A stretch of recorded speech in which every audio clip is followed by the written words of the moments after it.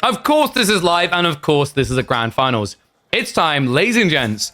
Welcome back to Midweek Muster. Number 9, grand final showdown.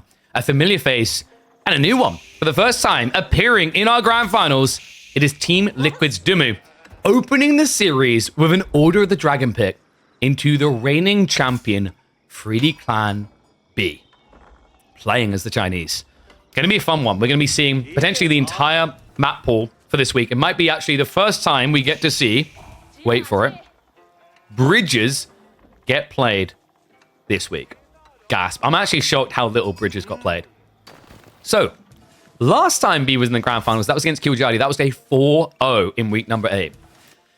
Someone tells me Demu's not going to go down as easily. Admittedly, though, with it already being 8 p.m. in the UK, we're definitely not in a Demu time zone friendly area of the day. We'll have to see how he holds up here. Order of the Dragon against Chinese is an intriguing matchup. Pro Scout seems most likely on both sides. However, you can open with decent pressure as OOTD, courtesy of just how good your horseman can be. I wonder...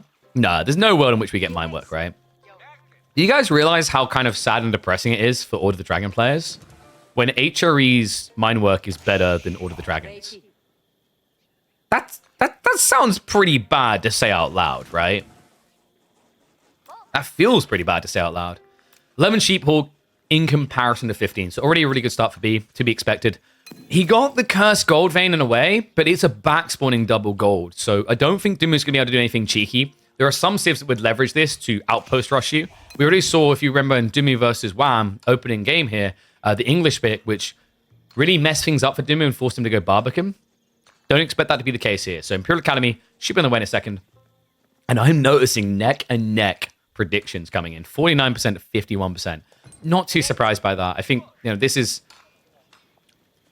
pretty interesting matchup. It's polarizing for a start. Demu, I think a lot of people are leaning on his performances coming into the midweek musters. And then people looking at B, very creative, and China very strong, right? So Arkan is going to be in. Decent Arkan as well, on the tree line on the gold. I was just thinking, with all this talk we were having about the point system on the channel, I'm wondering if there's a way to link small giveaways to points, and based on the amount of points you use, it increases your chance of winning. That does sound like a lottery, but it's a lottery of imaginary points, so I imagine it doesn't break any laws. I'll have to look into that. So what are the win conditions here? For B, I think we're looking at Pro Scouts into Fast Castle, which just feels very organic. Demu's probably going to want to play a long Feudal Age. Gilded Archers can be quite intriguing here. A little bit weird in Dajug, but if you find the transition time right, then you can find Gilded Archers very impactful with a tech up into the scale armor. It does come down to how you play the natural opening age. Stables beginning should make a lot of sense here. It just gives the flex to go into Pro Scouts. And we can already see by the gold gathering, Demu is definitely going for Pro Scouts.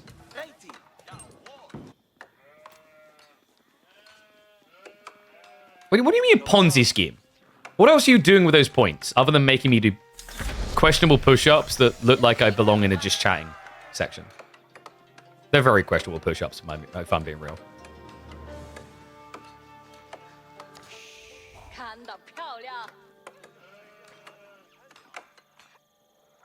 So Demu, Pro Scouts on the way. Looking at the spawn... They both got super wide safe deer packs, so we're probably going to see a conflict over the center. The awkward part, I think, for Order of the Dragon when they do this type of play is it's not easy to necessarily get that horseman out before the scouts, just because of the expensive nature of them, right? It's a 240 resource unit. And it kind of feels like Demu is prioring the Pro Scouts timing over that initial unit. So I'm expecting him to just open scouts immediately. This is also just brutal with China, right? They've queued it up at the same time in terms of completion time, but they waited 45 seconds longer to do it. Pretty easy peasy for the Chinese. This is why they are just on top of the game right now, is their timing into the pro deer gatherers is just over the top. I think it's way too good. I want to say it should get nerfed, but how do you realistically nerf supervision in a way that doesn't hamper their ability to do anything else? Rax opening is going to be coming in, though. That's to be expected here. And this is where I think China can feel a little bit better, is the opening unit comp. You're able to immediately block the idea of your opponent going for Gilded Horseman. Oh, yeah. And remind me about the tie change after this game. We will wear a tie in an act of fashionable crime with this sweater. Stable play follow-up from B. Obviously needs to get that for the good old deer yoinking. And he did immediately go to the center. In fact, yeah, they split it between the two of them. So I've had some very blunt takes on my feeling on Pro Scouts. Oh crap, we said the word. Sorry, we'll refresh the timer. On PS, and I think it's fair as to why. Like, the sad reality of this tech, the problem I take with it is the openings when they're mirrored, it legitimately is like watching people build 2TC. Right? Like, oh, you'll build 2TC, I'll build 2TC, oh, we'll build 3TC. That's always been like a kind of awkward element of it in my eyes. The more I've been seeing it. Maybe it's just because we see it every game, but like the problem is, until it gets nerfed, you are just going to see it almost every game. I love this though. This has been on the rise. More gilded archer play I'm a big fan of for Order of the Dragon. I think it's the unit that's like one of the biggest upsides, but the difficulty with this unit obviously is if fights kite, you kind of suck. Cool thing about this is when you know your opponent's going to be walking to specific areas to pick up deer, you can just be standing there waiting to receive him.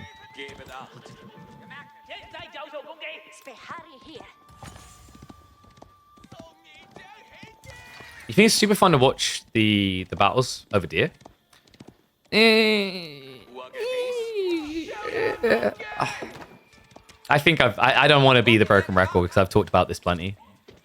But it's the problem with it, it's not as interactive as you think because of how hard it is to block.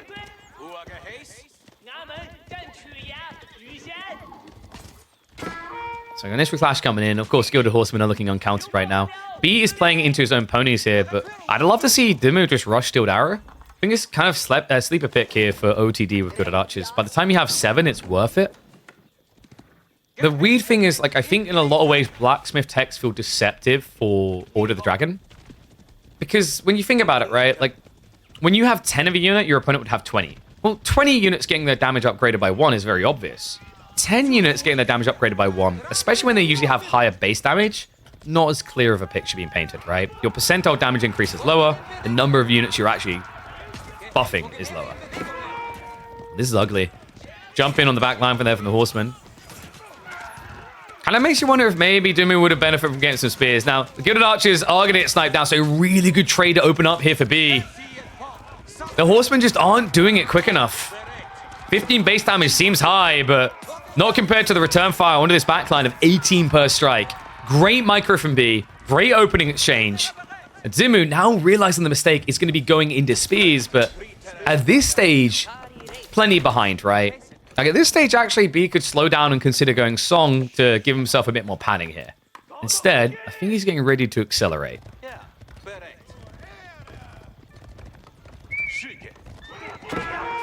Yeah, the way I view the deer gathering game off of unit that shall not be named is that think about fishing. It's kind of like fishing.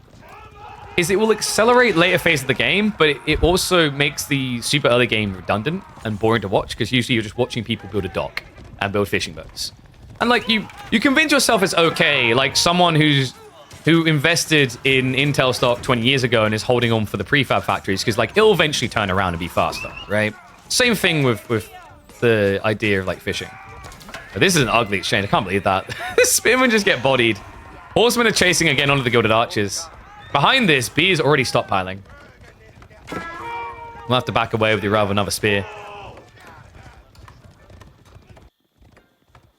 I mean, I thought this might be fast castle, but it's starting to feel like B might hang around a bit longer. He's at least adding in a few archers, but that's fine. He's going to generate a lot of gold off the back of this. It's kind of ludicrous that right now he has close to 300 gold income. Would you like to count the amount of workers he has on gold right now? Zero? Zero. It's zero, guys. Welcome to the world of taxation. He still has 700 gold sitting in that mill. We're not 10 minutes into the game yet. Tell me tax doesn't break the game.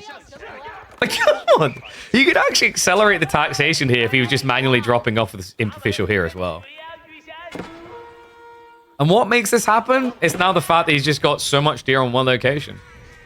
Tech Up is prepping for both players, so Demu at least hasn't fallen behind in that department. Difficult for him to get these good exchanges, though. He's going to brute force in with the good archers now. You notice B is just going to abandon the fight. Regnitz is on the way for Demu. B, this should be... Yeah, clock tower. Okay, so I wondered if he might go for the Imperial Palace. Probably isn't worried about raiding as much because I think OOTD struggle with the idea of raiding. 1 or 2 Gilded Knights can be pretty cool, but the problem I've noticed with Gilded Knights is although they don't die, they also feel like they're very, very hit or miss. Right? Think about it this way. I could have 2 French Knights, you could have 1 Gilded Knight. Statistically, which one of us is going to kill more villagers? Now, you think it's going to be the Gilded Villager, the Gilded Knight rather, because they hit harder, they're harder to kill. The reality is, when you're talking about the nature of an RTS like AoE4, when we spread out across the map, 2 French Knights is going to do more than 1 Gilded Knight. Because I can attack multiple locations. I can force more at a time, which is more resource loss in general. And I have just a higher percentile chance of finding things like pocket economies. So that's the tricky thing I've just been noticing over the months with OOTD. It just never feels like there's enough units to be everywhere you need to be.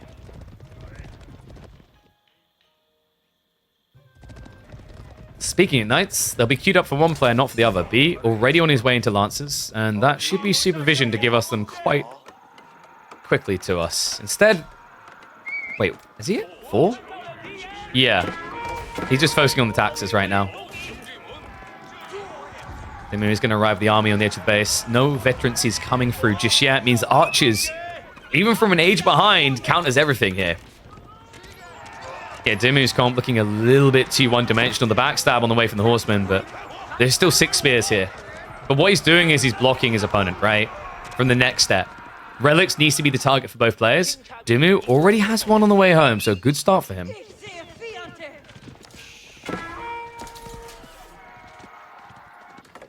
All right, 1s if you think B's going to win this game. 2s if you think Demu's going to take it. I think the problem for Demu right now is what's the next transition? Okay, so we have men at arms. That's a little bit more convincing, but you're still doing this into lancers. I don't feel that the lancers have been sufficiently answered yet. The spearmen aren't getting upgraded. He isn't adding more of them in. We don't have his own Gilded Knights coming.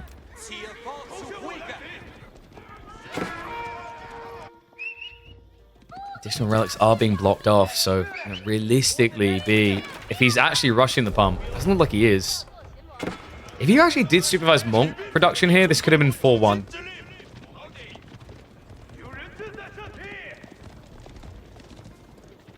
Okay, so the argument over why Pro Scouts is good is you have to like fight on the map. But like the issue you guys always have to keep in mind, it's very difficult to have enough troops to block Pro Scouts before it matters. Like, realistically, why did we get a long feudal here? We kind of got a long feudal here because both players had to go Pro Scouts. That's what kind of forced it.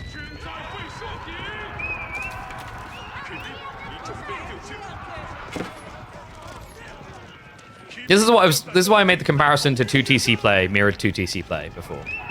It's not fun when the counter to the play is to do it as well. You want to have options. And no, it's not a forbidden word. Word bans are 5 minutes, remember. Check the clocks. B now just pinching it away.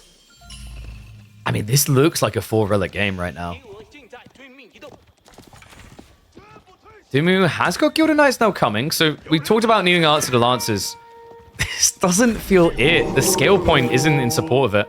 Great blocker on the opening there, though. He did actually snatch that relic away. Kind of impressed, actually, on that timing. Feels like B leaned a little bit too hard to the south side. He's making his way back now, but see if the relic's able to get home.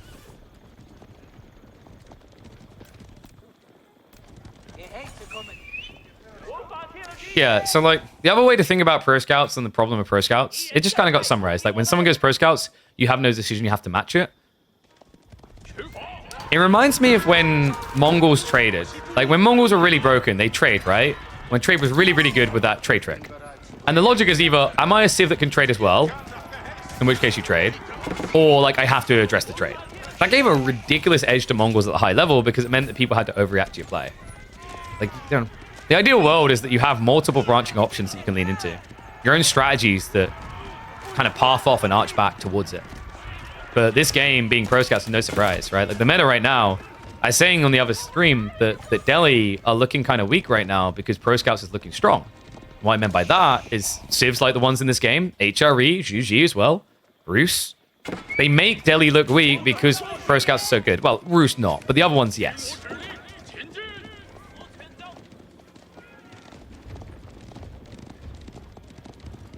So B has popped up quite a lot of archers. We do now have the crossbow switch coming. This is the golden goose for the Order of the Dragon. This is the one to beat all. Gilded crossbowmen, great attack speed. It's like they have crossbow turrets by default. They have extra range, so it's like they always have Pavis on. It's kind of like what Arbitrary wish they could be. Lancer Raid on the back is going to be nice for a little bit of chip damage. In fact, Ben not reacting appropriately to this. Yeah, it just hangs around in the farms. Is going to lose several villages for it. I mean, that is no small lead, right? 7 worker kills, 7 gilded worker kills. Will cost him several lancers, but worth it in this situation. B now ahead by almost 20 villagers. Now, part of that is definitely going to be a lie because Order of the Dragon village is more effective. But it is still a lead, especially when you add in the value of Imperial officials.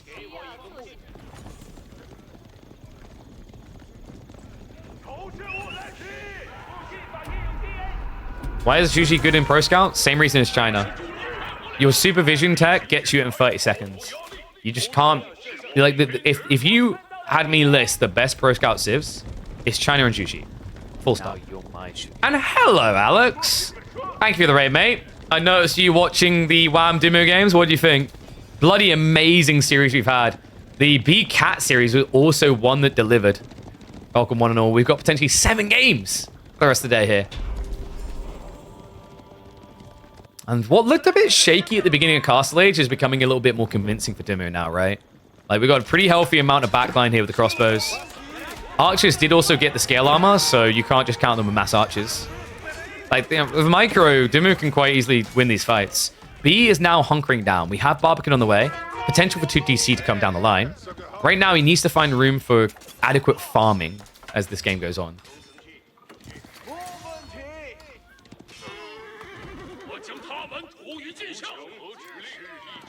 People can complain about Pro Scouts as much as they want. I take it over, sit in my base, and make farms unpushable for 30 minutes. Okay, so here's the counter argument to that. That idea, that thought process is good. That's a positive thought that you should have. However, here's the conundrum. While that is how theoretically things should play out with Pro Scouts, what it actually does, more than anything, is allow someone to camp and do nothing. You are building scouts to move out, but in most cases, even if you then get blocked by a feudal play, by the time this feudal play blocks you, you would have got at least 7 deer back. That's 2,450 food. The play paid for itself. And then that gives you a better food gathering rate to just rush Castle Age. You see the problem now. That's why I was a big fan of the idea. We had some cool ideas come up in chat. Like, if you get hit while carrying a deer, you drop it. And there's a cooldown. Or maybe you take more damage while carrying deer. Or you just slow down the speed of the deer carry.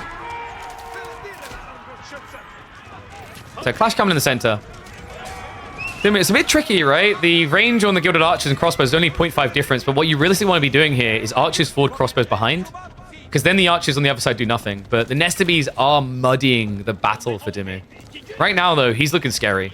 Double the military pop count equals same amount of entities. Equal very big edge for OOTD.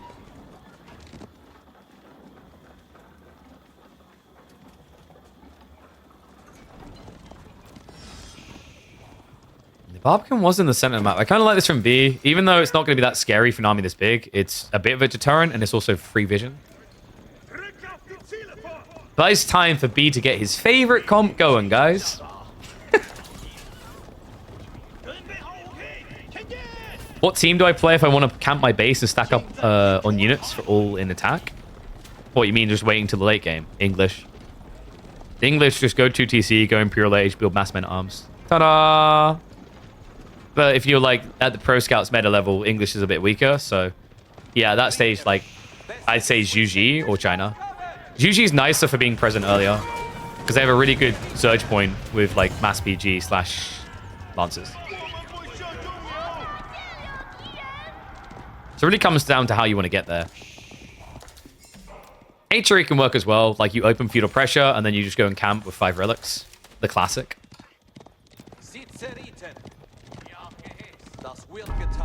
Game's slowing down, though, and B, he is getting into those farms now.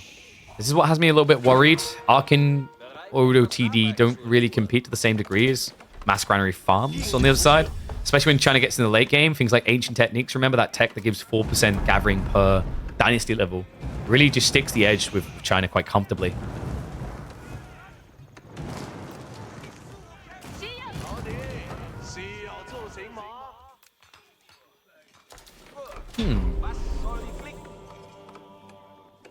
The weird part is that B even fought for a second 6 Springles was worth it. I'm kind of curious on the thought process there. It is a unit that will exchange favorably from a range perspective against your enemy army.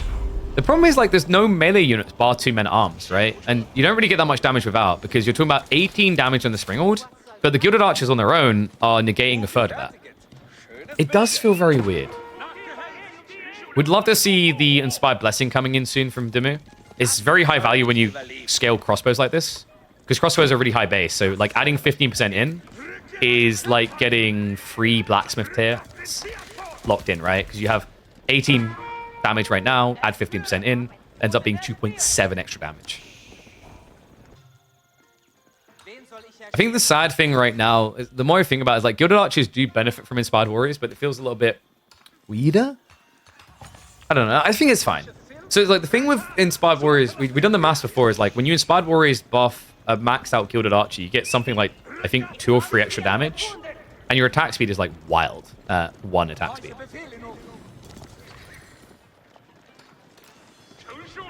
Maybe Costa Springs is worth against Gilded Archers. That's what I'm thinking, is like he just doesn't want to have to trade in range of these things. It does still feel weird though, because like I said, you know, if you think about what Springles are meant to counter here, Springles are meant to counter melee. They're not meant to counter ranged. Actually, they're meant to be countered by ranged.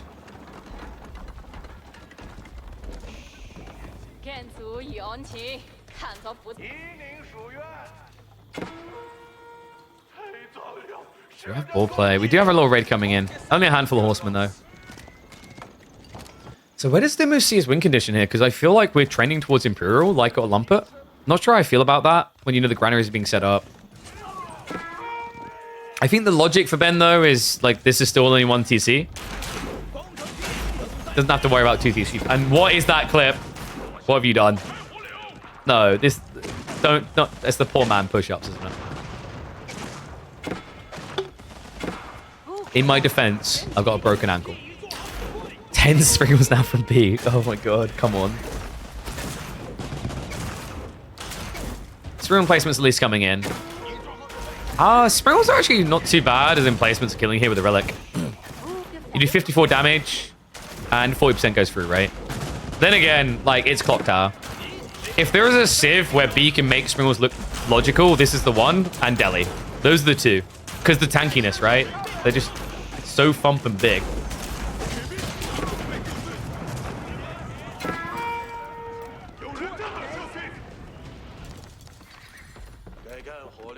Wall's going up now, so it looks like there's no opportunity to raid. But then again, Demu's army's not focused on raiding.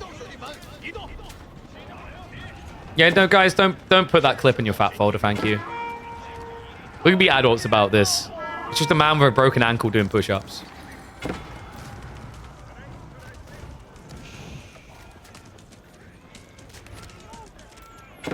What is Demu's playing Imperial?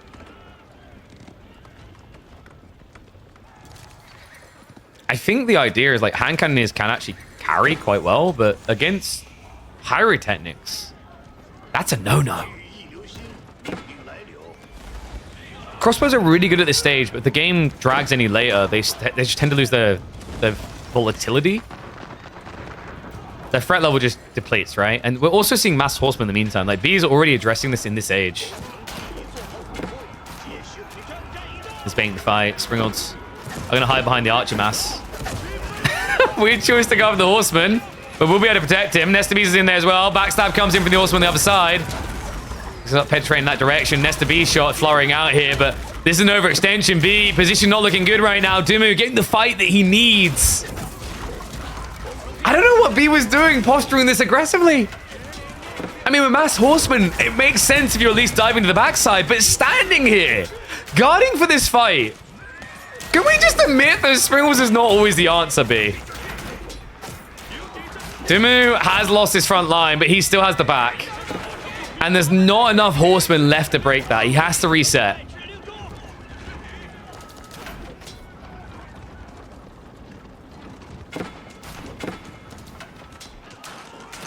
Question is, how's the reload looking? Because Demu still has better food numbers here. More Gilded Archers coming, which is interesting, as opposed to, say, men-at-arms or horsemen.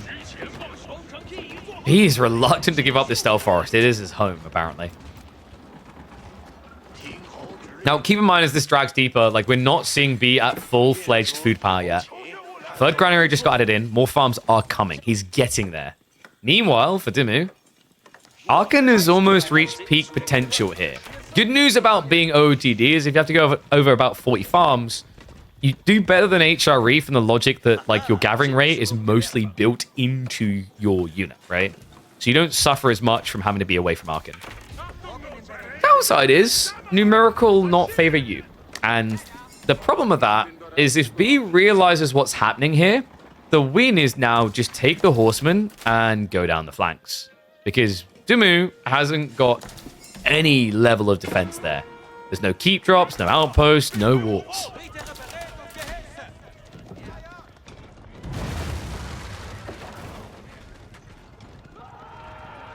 Not just that, B now with the second TC coming in. Not feeling rushed to do it as well, only 4 on it. He's starting to stockpile. This could be Yuan. Straight Imperial makes sense as well with the Great Wall Gatehouse to be directed over at the granary location, right? Definitely has options. We know B's one of those players that usually likes going Yuan, and he has got 3 relics, so pagodaing them would give you a better gathering rate than Regnets. Like, kind of crazy when you say it that way, that pagodas are better than Regnets, but it is true.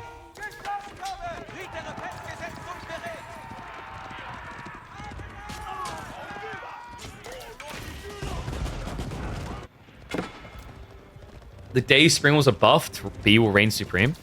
It's kind of interesting, right? Because, like, if Springwalls are done right, they offer up great micro-expression. The problem is the type of micro-expression we were getting in the anti-siege meta wasn't very engaging.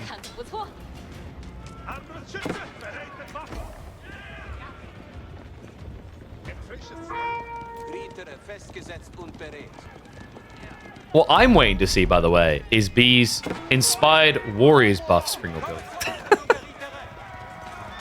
Raiding on the back farms here, but the Horseman already mirroring. Still surprised he didn't go for the Yuan. The Horseman would just chase this down so fast with it. Well, they do just have flank raids from Demu, so, like, this is a tricky thing. For now, he's drawing attention, a lot of attention away from the center. The problem comes when this goes the other way. When he has to block the Horseman raids is where he'll start to struggle. It's just a mathematical logic of the game, right? Like, if you put 120 military pop into Horsemen, you have 60 Horsemen. If B does it, he has 120 Horsemen. What can hit more locations? It comes back to what we were talking about earlier about 2 French Knights being better than 1 Gilded Knight. You can talk about whether a Gilded Knight would win that fight, sure, but it's not about the fight, it's about all the options I have. Utility often feels like the thing that OTD are lacking. Lock down STBs. Looking for some good shots here on the backside. The crossbows standing their ground. A lot of focus fire coming in on this outpost from B. Maybe a little bit overly obsessive about it, actually. He's going to clear the front line. I think if B just gets some full production, then Demu's in trouble, right? Like, the thing that's kind of keeping him alive is these horses don't arrive that quickly. And yes, Bodkin bolts can only be researched with mine work. And he went Arkin.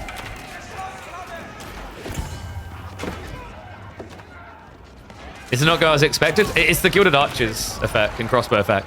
You have to remember, these units have better attack speeds than normal counterparts.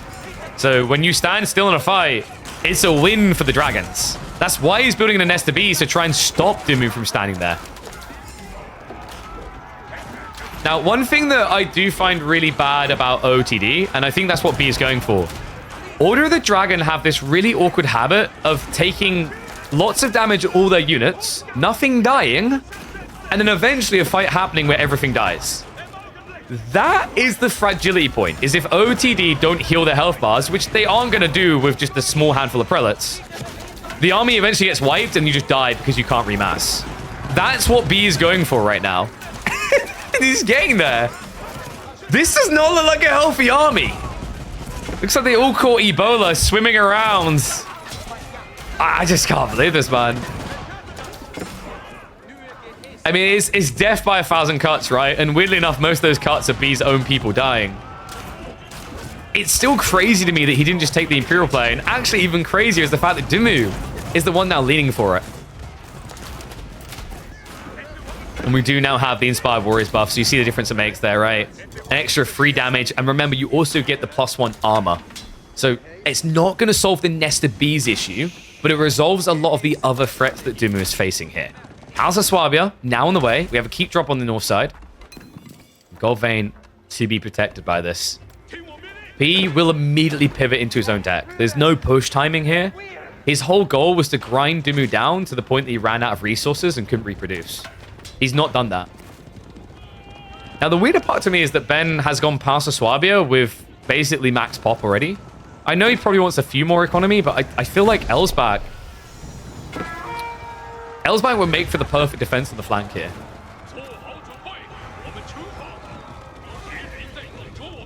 Is an Imperial upgrade for Springles to counter Siege viable? I don't like that change either. Like, you know, you're just delaying the stage of the game where it just becomes pokey Siege boring, right? Like, I am all for Springles change. I stand by their choice to make Springles change. We just need to see what's next. I've been over this a few times over the last few weeks. I actually like the Season 9 changes. I obviously don't like the mangonels are just OP as all hell. But it's very hard to get that mangonel point, so luckily it doesn't come up too often. But the more important thing is that that can be addressed. We can move to something better.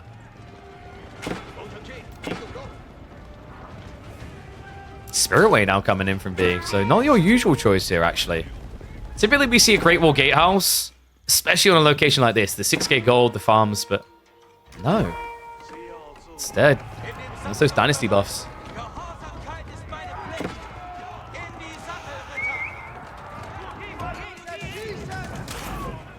Like, if you really want to address the mangoes, the way you do it, you give them a slight DPS nerf on the adjustable crossbars, and then you increase the deploy-undeploy time on them. So you make them a little bit more like what the Trebuchet is in AoE 2, right? Where it's this really strong, takes a long time to deploy, but when it does, your ass is grass type unit.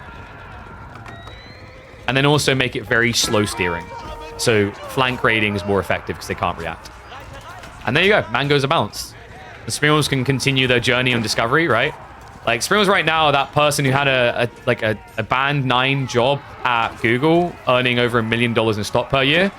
And now they've, like, become a street urchin in Southeast Asia as they explore and venture across the region, figuring out what they want to do with their life. Let them figure it out, man. B is that guy who turns up and keeps offering the Google employee jobs, which he keeps declining.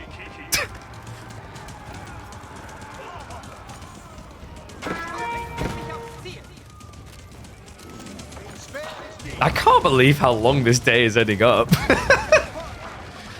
I did warn that Rocky River might make for our longest default map of the series so far. 9 weeks in, and it's holding true, right? Demu's first game of the day on this map was 55 minutes long. Second one is already 34 deep and shows no signs of letting up. Incinerar is now on the way. This is going to get insane. 25 damage already with Inspired buff. Get prepped for 30 damage every 1.75 seconds. It's basically a hand cannon here.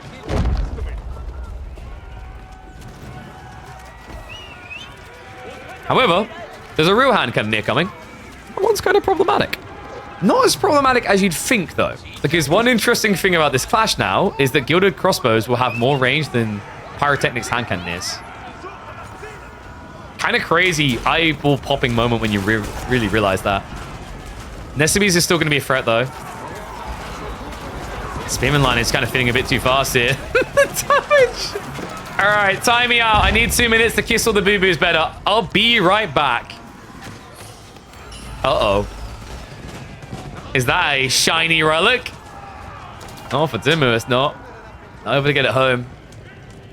Incendiary arrows is still not there, which is why Demu is struggling to take that type of fight. It's the type of tech that should really change everything about these engagements. Even with the horsemen being the unit that should counter him. She needs so many to truly counter, though. You know, most players will be like, I'm going to flank raid, take out his economy. Not these two. Demu tried doing that, but B apparently sees more power in sending a message. And that message is me a click strong. Culverins are now coming. And you're seeing how quickly the archers can take these out, right? Like, let's look at two. Missed the V count. Cut in half.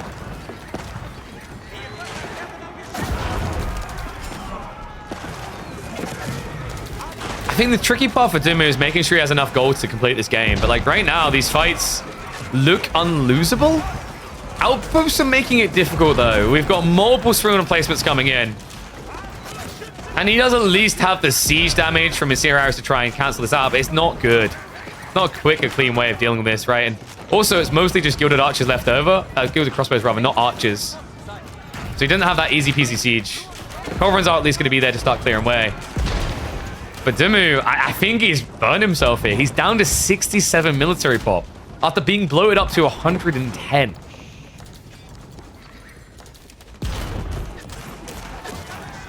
Why is mine work worse for Ord Dragon than HRE? Because HRE has that all-in timing push with all pikes. Mine work, in theory, the concept of what that landmark is meant to do is meant to be long, like early play, and Arkan's long play. The reality check is like it doesn't play that way for OTD. The best tech actually comes in the last age, which is Bodkin. That makes it weird. Really weird.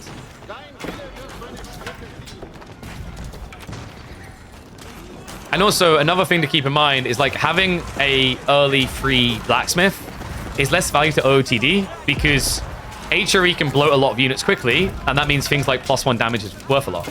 Order the Dragon don't bloat units quickly, so rushing your +1 techs isn't very valuable.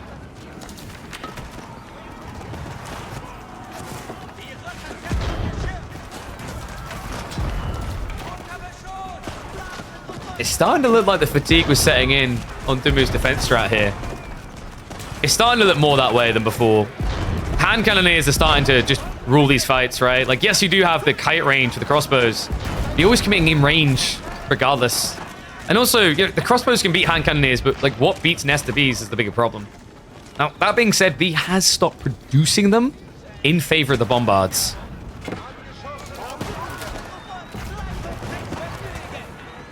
You never see top players taking all pikes? Oh, buddy boy, you have not been watching B games. B, Anatan, not so much Cap, but definitely B and Anatan are very big fans of all pikes. B, especially in 1v1s.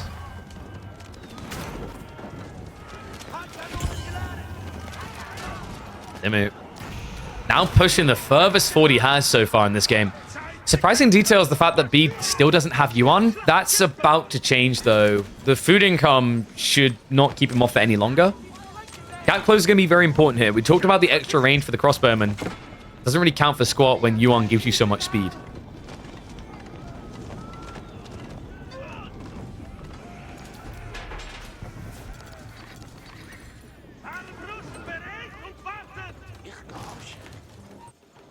But yeah, the funny thing is actually, if Minework with its pre-release state for Season 9 had got released like that, it would literally be in every game. You guys remember?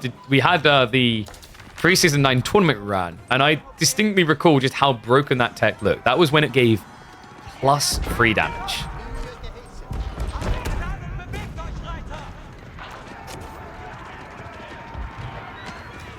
E18 now on the way for B. The Army Tactics is going to wipe the Horseman line so quickly here. I think as long as you just get Yuan now for B, these fights should be yours to win. Demu is trying to compete the best he can. He's got all the tier 3 ecotechs coming in. Starting to rely on these emplacements as well. We've got upgrades coming through. Cannon should follow this. Stone, there is plenty. He's still got 1,200 over here to work with.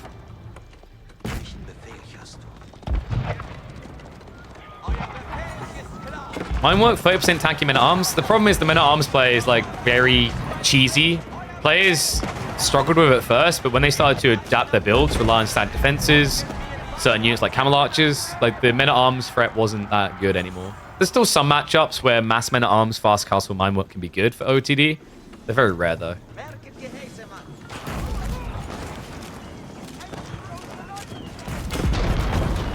This game is ridiculous. It's crazy how when you look at Rocky River, conceptually it looks like a map that should have a very aggressive line taken, right? It shouldn't be simple to defend and just camp. The reality is, although these two haven't camped, like the pushback has been a little bit ridiculous to the point, like, you know, you're never seeing this wraparound wide because of the flank walls. Even though it'd be easy for a horseman group to go down there, we're just not seeing it from these two.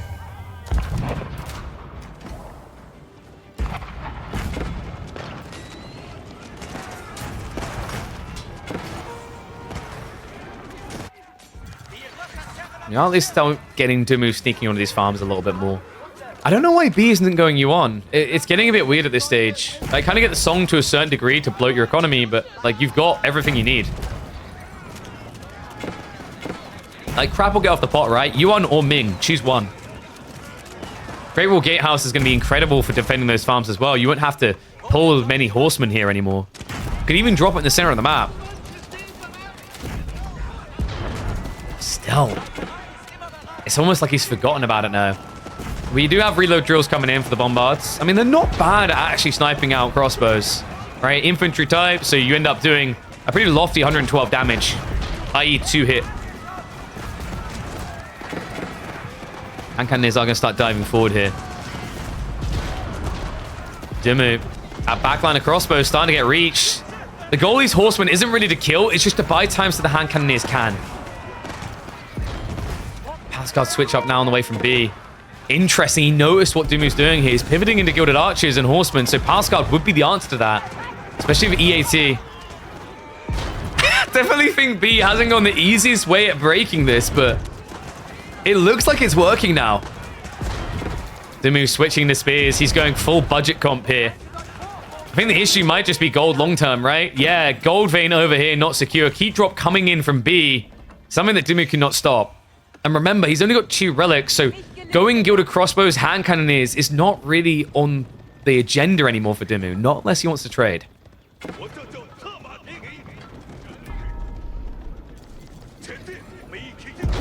Bio also on the way for B. It's kind of crazy to think how many techs have been missing. I don't know. I think B probably is going to be feeling it after this game that he skimmed a lot, right? He wasn't efficient on things like Bio coming through. There wasn't efficiency behind switching Yuan. He totally forgot about it. He's been so tunnel visioned into these fights, he just kind of skipped on core components of the late game. I think would have ended this a lot quicker for him. Now, it's entirely possible this is intentional out of B. It's entirely possible that he's like, I'm more comfortable in the later phase of the day. Benny boy, I know you are an early riser, an early sleeper. That being said, Demu has been chilling out. He wasn't streaming earlier today. Now, I don't know if he got that many naps of Asta jumping up and down on him, but possibly Demu isn't feeling as fatigued about later phases of the day as he normally would, because normally he would have already played in excess of 12 games. Wait, he was streaming today? I didn't see him online at any stage. You sure about that? Wow, it must have been very early. All right, scrap that then. We have a problem.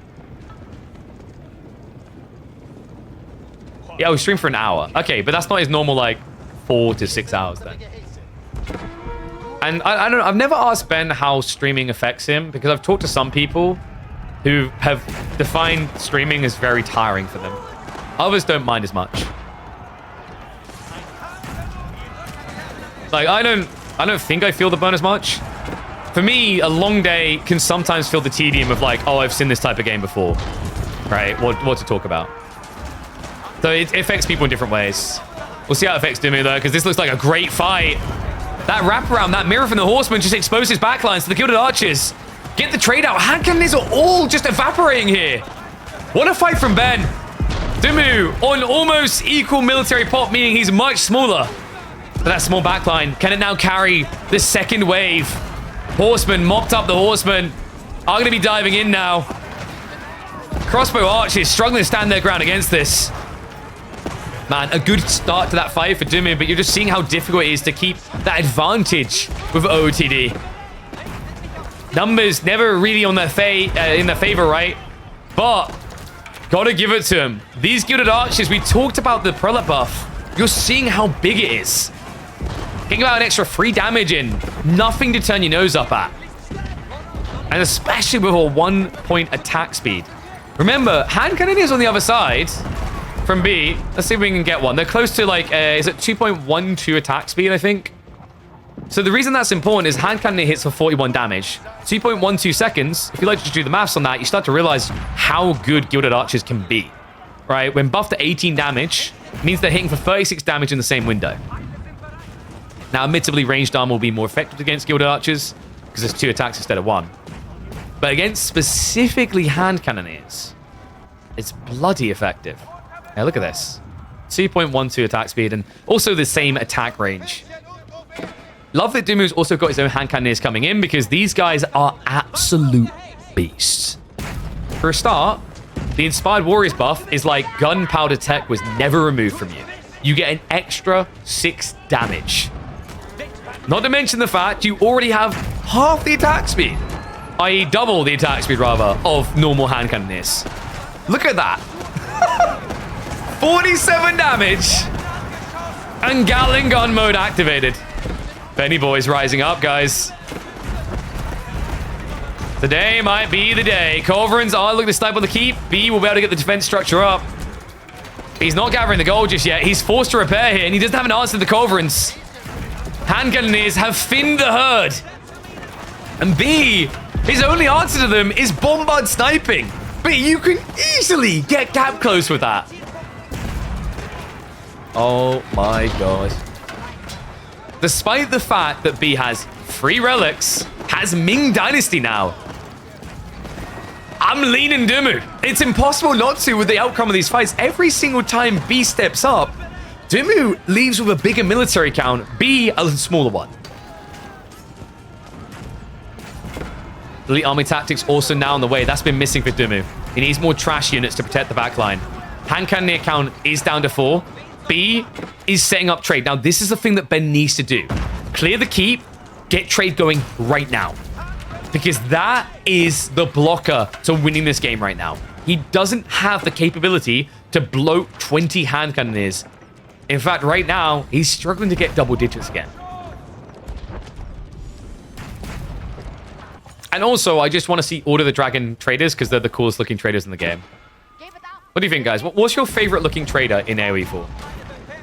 I think it's the spangly little sticks that they have on the back that convinces me OOTD are the goated. Yeah, I love Japan, but I think they're cool in Japanese. Definitely more extravagant with the fancy-ass little... I'm trying to remember, it's like crosses that they have on the back of them. If you're talking about unique trader, then yes, the Castle of the Crow Japanese trader wins. He's the most extravagant of all. And what is up, Sherman King? Thank you much for the gift of sub, mate. Appreciate it. Let's get a sub train going in honor of what is clearly going to be a very long grand finals. It's only game 1. More hand cannoneers getting queued up by Demu. No intent to go trade yet. Horsemen have started to reach into the bombards. But my god, are they tanky. 435 HP. That's Clock Tower. That's Siege Works. That's Ming. And that's all, folks. Bombards are what he needed. This is ridiculous. Clock Tower is not a reasonable building.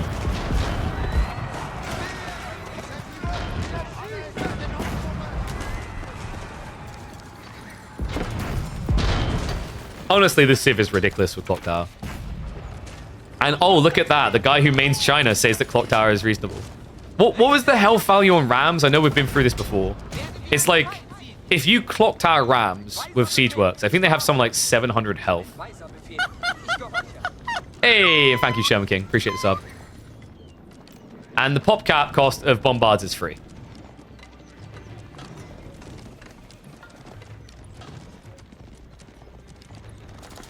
Demu, he does have a decent number of horsemen. The wraparound's the issue, though. Like, B can just body block him indefinitely. And we finally have Yuan on the way. So wait. We're going to lose our health on our bombars, though. Wait, why is he going Ming into Yuan? I don't think movement's the issue as much anymore. Now that you're switching siege, this is kind of better. Good archers are going to start pushing up. The horsemen wrap around. They don't even care about the bombers. They're like, no. Those things take way too long to kill. Go for the villagers. Kill them instead. A smart play as well, because B has no food in reserve. He drops enough to scare him away. And what is up, Marv coming in with 5 gifted? You absolute legend. That is a sub-train start. Let's hit a record. There's plenty of people here that should definitely subscribe so they don't have to worry about these ads. Oh my god. Because you don't want to miss a moment of this. This is kind of wild.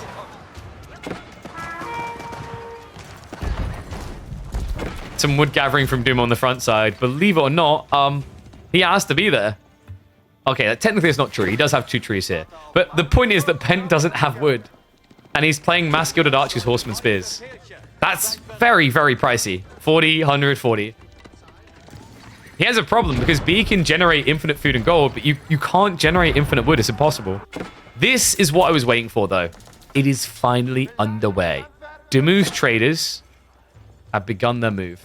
I mean, look at these guys. Look at the adorable little stupid sticks on the back.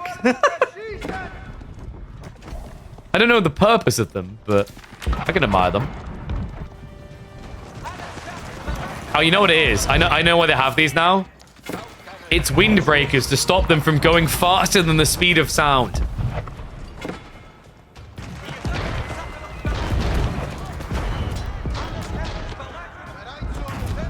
It's blinkers. Oh, yeah. People won't know when you're turning left and right.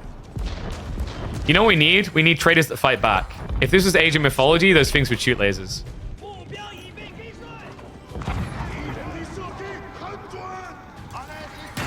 How does this end? We have Culverins now sieging through the defenses. I mean, B, I don't think he can win these fights anymore. Maybe there's a window here with the hand cannoneers, and a very big thank you to Enormous Gift of the 5 gifted subs. Legends. You got a sub train. Hold on to it. Tightly. Tighter than these two hold on to map number 1. Neither willing to relinquish just yet. Bombards are going to be able to blitzkrieg down the keep.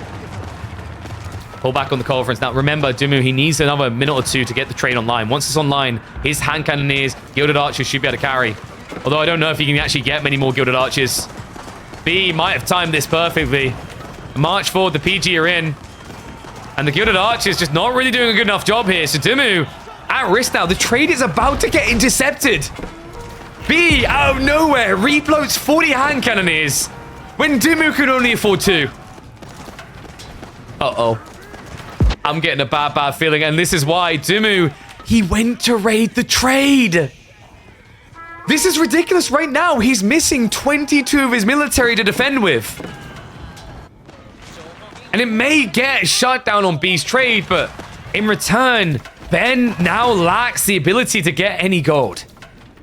Not just that, it's also the mid-trees that he's been desperately scurrying towards. They're not accessible anymore. Keep drop coming in the meantime from B.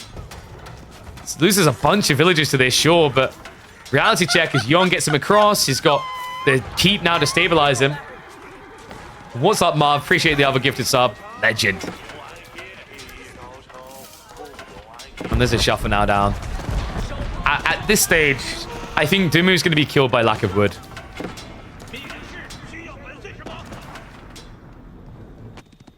The concept of what he was aiming towards is cool, right? If you can afford the gold, you can afford hand cannon and men at arms. And that really is your pristine late game. But food and wood, not as doable. That being said, he has just got another pump out of nowhere. So there might be hope for Ben fans yet. I don't think he can afford to do this back-to-back. He also found a bunch of B's traders. Not enough, though. It's still 34 for B. The farm hit should hurt B more, but you wouldn't believe it looking at the food income.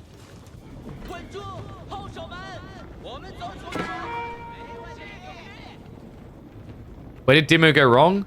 I think he just needed trade a little bit sooner. He had such a good fight off of, like, what, 10 Gilded Hand Cannoneers? But then he couldn't really afford to replace them, because remember, 1 Gilded Hand Cannoneer is 240 gold.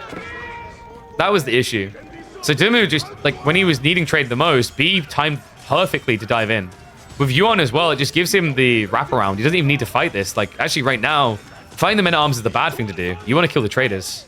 In fact, he kind of needs to kill the traders. It's only 6. But Demu is blowing a pretty scary army for this.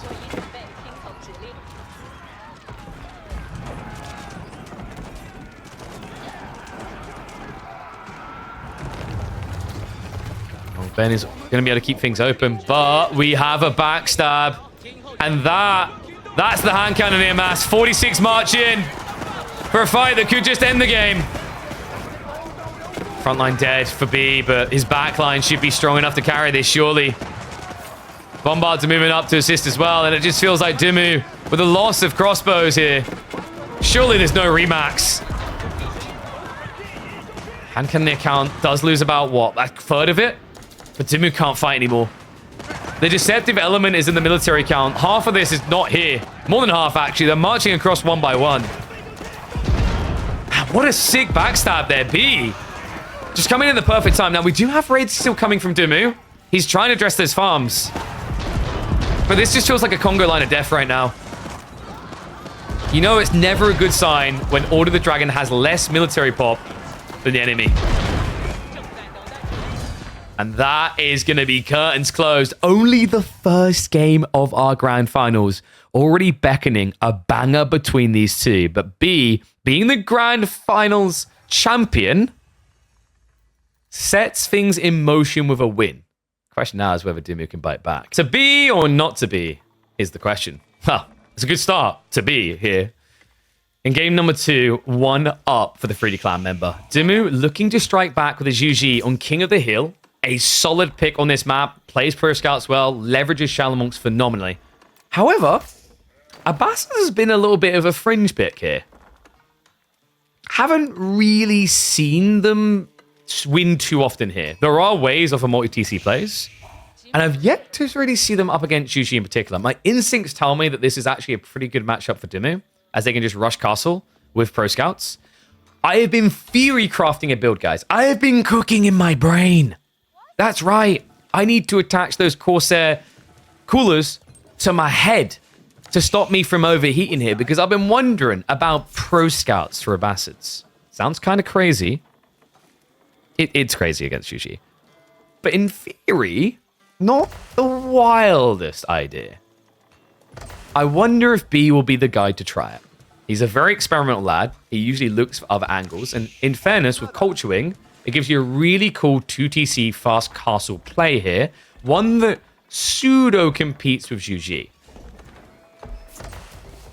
Because the alternative is what? You go feudal all in against UG. Ooh, honey, have you heard of Jugnu? I don't know if feudal all in really works against UG. The only alternative is we get Eco Wing free TC, but I refuse to back multi-TC versus Pro Scouts. When Pro Scouts is executed correctly, it just feels like the emphatic counter. Oh, moment of truth. Fast approaching here. Or is it to be? It's going to be the military wing. Interesting.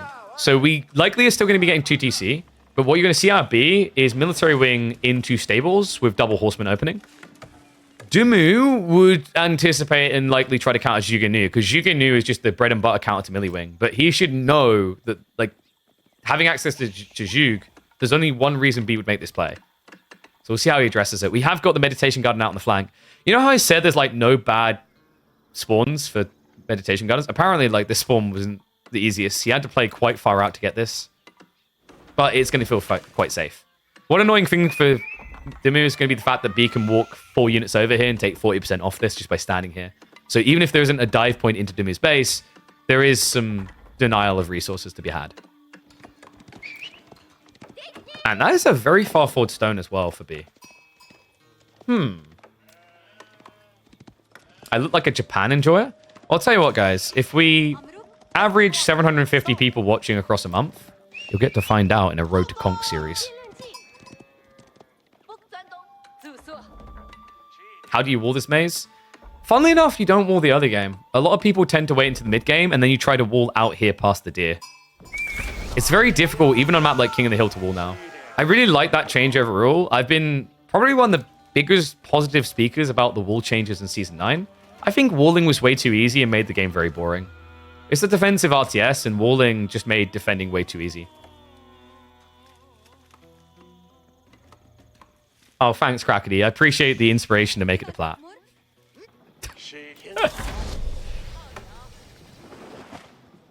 I think it's time for my annual take a dump on Mr. Merlin to get him to come back to AoE4. When we went up against Mr. Merlin, I think we had something like an 80% win rate on the test servers. So, just saying. That's a solid diamond, right? Fresh food stuff's coming in, so... Are we getting 2 TC? Possibly. Interesting he's delaying going the stone. I kind of like this, though, because if you go wood first, you have diversification option. You either know that your opponent is all-inable, or you play for your greed. Archer Rangers are now going to get layered in by Demu.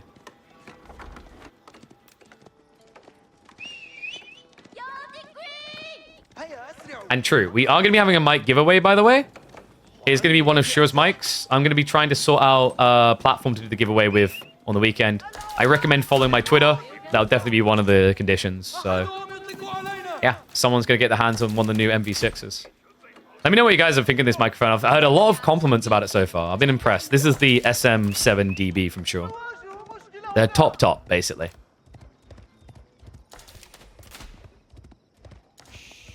Oh, sorry, my ex. No, I'm not. I think I'll call it Twitter, thanks. So Juke coming. I mean, could Demu... I feel like Demu can just simply build Juke and only Juke here. Is B rushing castle?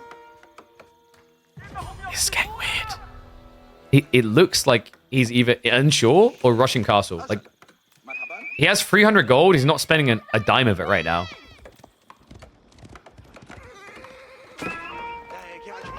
So B's going for a bait and switch, right? Like, it kind of feels as if he's trying to force Demu to play a long feudal, and then he bypasses...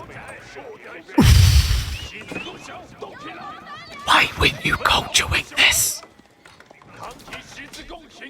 We've got pro scouts at Abbasid. We've seen it all.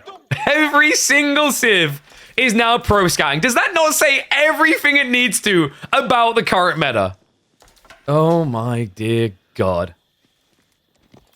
It's like when you're in a meta where H3 does free TC, you know something's wrong.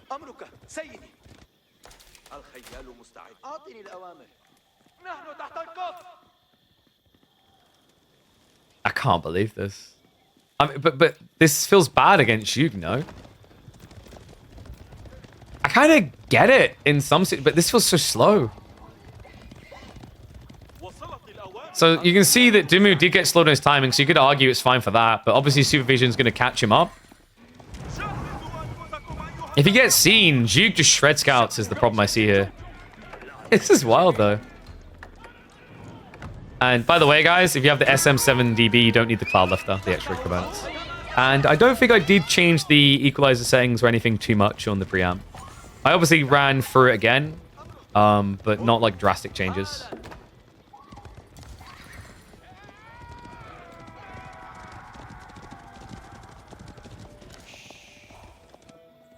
Okay. So, surely the play for B is to try and get Castle Age now, right? Like, Pro Scout's great, get the deer, take away from Demu's potential into Castle, and then just try and mirror. Which isn't bad, because, you know, like, you can get Camels as an opening to block Lancers, you have got Golems to block Palace Guard.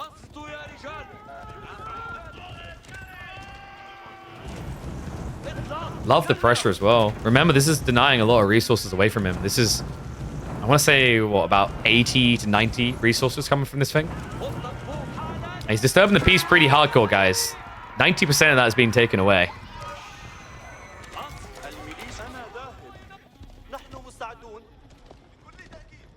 I can't help but just feel as if Zhuge Nu scaling isn't great for B in long term. What he could do, which is pretty sick here, Archer's Horseman to delay your opponent while gradually teching, and then you get composite bows. Pretty strong. We're a long way away from threading that needle.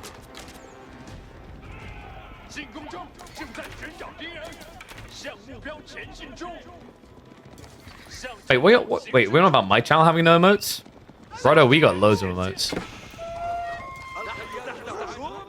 I even had a flag made for every civ, which I realize is really damning when we get new civs.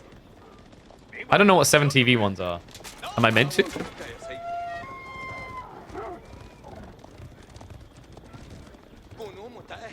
Okay, so B is folding like a piece of paper.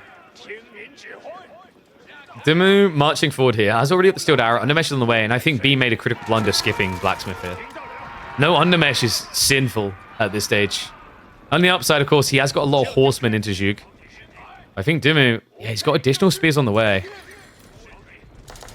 Dangerous move, but when he plays into choke points, horsemen won't be able to get that surround they're looking for. Also, might not feel as tanky as you'd like here with the lack of Blacksmith. A little bit of poke coming in here.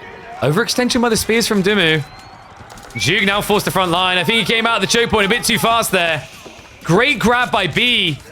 Mistakes made by Demu. A fight that looks like it should have been good for him with the lack of Blacksmith. Leads to his downfall. Heavy losses on the offensive. And behind this, Demu is just going to have to reset and hunker down. Options opening up now for B. He could play longer into feudal age. He could start to stockpile towards the castle. Not expecting 2TC here, which I don't think is a problem in this situation. Now, if he does try to play a longer feudal, it looks like Demu, I think he got most of his deer from his side, right? So B, maybe it's like 1.5 for Demu, 2.5 for B. Nara's still more over here to be grabbed, so yeah. It's not all home yet, but mostly there.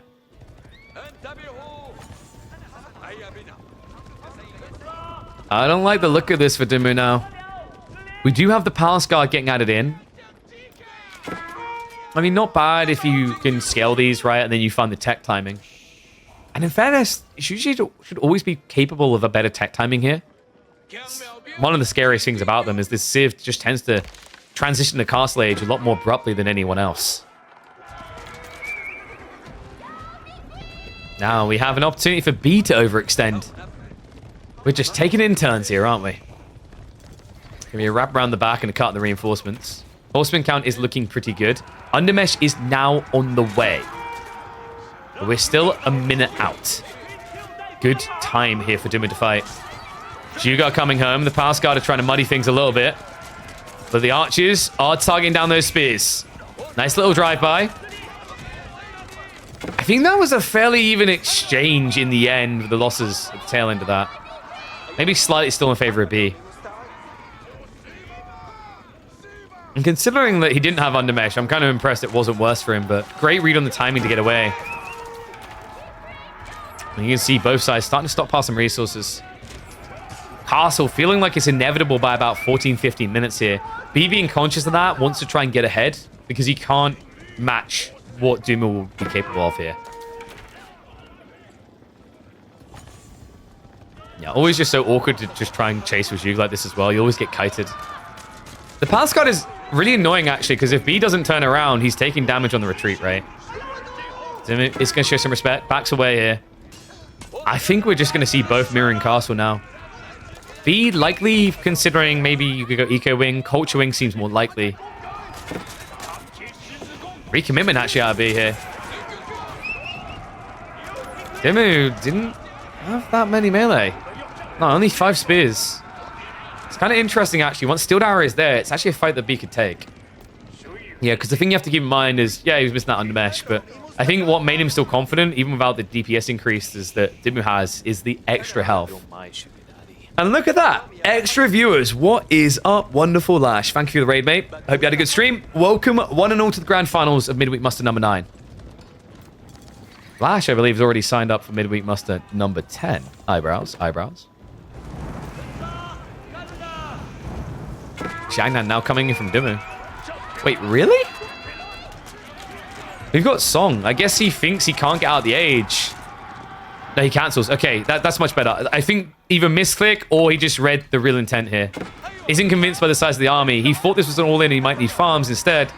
We have got the correct play coming in. Castle Age on the way for both players here. Palace Guard count is looking good. That's going to keep some potency here. Remember that B with the Culture Wing is going to have a very clean timing into composite bows.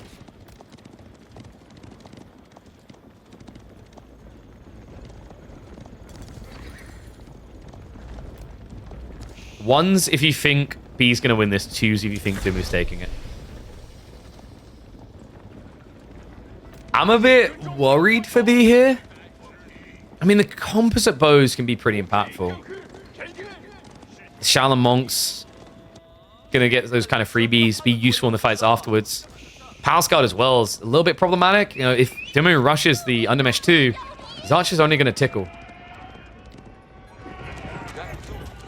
You have a wrap around the back again. Looks like B is gonna try to keep Demu on the defensive, but he was already close to in position here.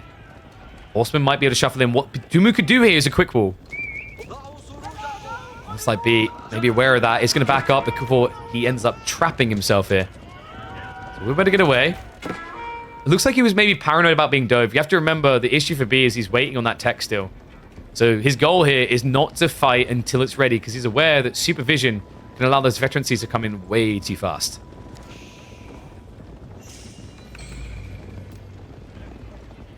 First relic being picked up here. So Demu making off with the goodies.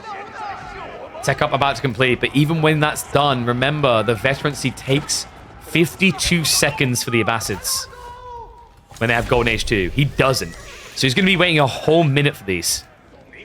Pot queued up, but this already feels bad. Like when you get preservation knowledge, you want to be able to wait and then get veterancies. Otherwise, the discount feels wasted, but the problem is that the delay would hurt him far too much here.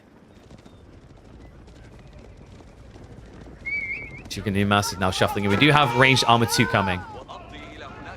B is going to have to give over a lot of ground, and my concern is that Demu is getting way too much off the map because of this.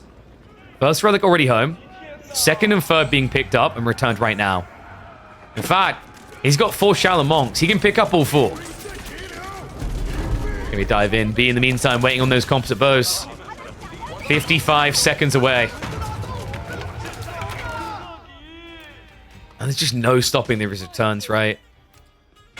Yeah, there's still 2 relics up for grabs, but B can't really focus on that right now.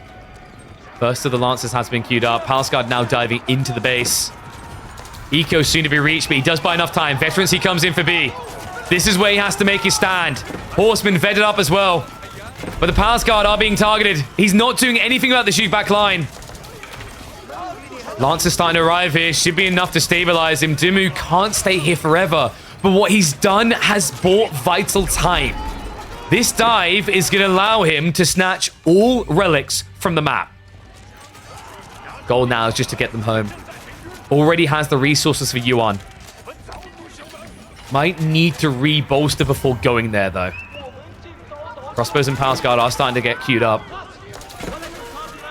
Lancers are blowing. Like, right now, realistically, he needs crossbows, and he needs a lot of them. The fact he's going Spearman is awkward here, because it means the composite bows is going to reign supreme in these engagements.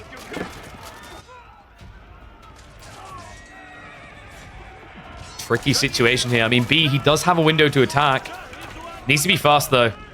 Just no. I mean, Lancers, right? You need a defense force first. You can't just nest the bees here into mass Lancers. You silly goose.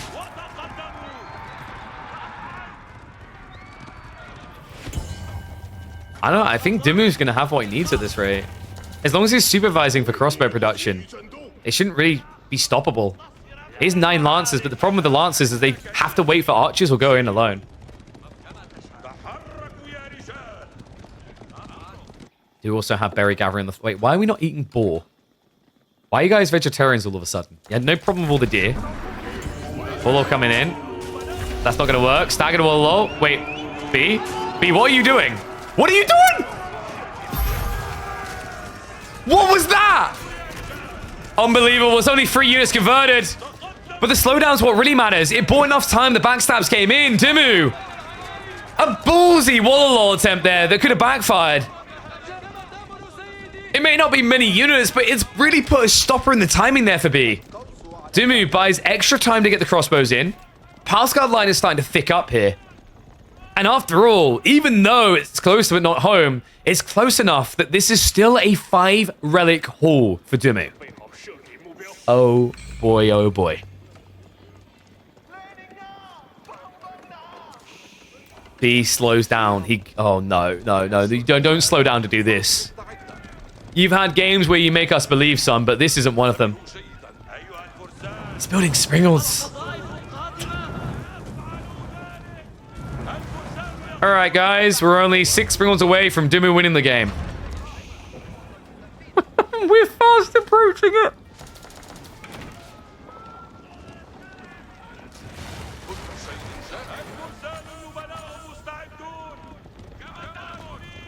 But he's like, there's just so much wood on this map. Why wouldn't I? That's like walking into a room of meth and be like, there's so much meth. Just don't. It's bad. Oh, no. Demu does have to back away. We do have a problem, actually. Where's unit production? Ben? He's going for a keep drop instead. I don't think B's going to be quick enough to stop this either. If the Spirals get in range, they're really good killers. If they line it up. All right, they do some basic trigonometry. Archer's now diving in, but best thing to do is take a few villagers with him. Lancers are going to commit. That means the crossbows aren't being counted at all, so good stabilization here. Demu does get the castle up. And we've got a TC play behind this. Demu is playing a very dangerous game with food here. He finally realized that you don't have to be a vegetarian to enjoy life. We do have boar.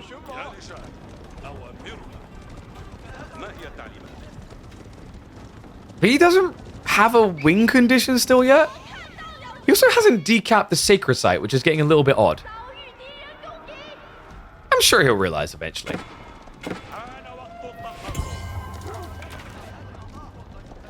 Demu just now looking like he's going to end up playing a classic Terran build and going back. I mean, you've got gold, you've got wood, right? Food is your problem. Whether we'll be able to get the nest of Byzantine is another question that needs to be answered. Fast coming in here. Lancer line is spinning fast, though. Villagers do have to shuffle away. Demu doesn't have enough stone for another keep drop here. I think he's roasted, cooked, flambéed, and dead. B. I can't believe this game. 5 relics for Demu, but B, even off that wall, even off that slowdown, he gets the dub. He is now 2-0 up, looking to make it back-to-back champions. Here's a hot take for you. Ottomans are OP against Delhi. All right, Riot, no one expected me to say that. I can't believe it. Jaw dropped right now, but no, guys, it is true. A skill-based matchup for sure. You definitely have to execute correctly, but if you are clean on your execution, we could be seeing B going 3-0 up against Demu, who's currently on the Elephanto fanboys. Delhi versus Ottomans. Yeah, a classic green on green. A matchup with the old Tower Victory build used to be close to a 50-50. Ever since the Dome of Faith switch, Ottomans looked a little bit more sexy with the potency of Sipahi. Have to see if B is able to play this right. We've seen a few players coming close. In fact, I think we had some previous runs in Midweek Muster where someone...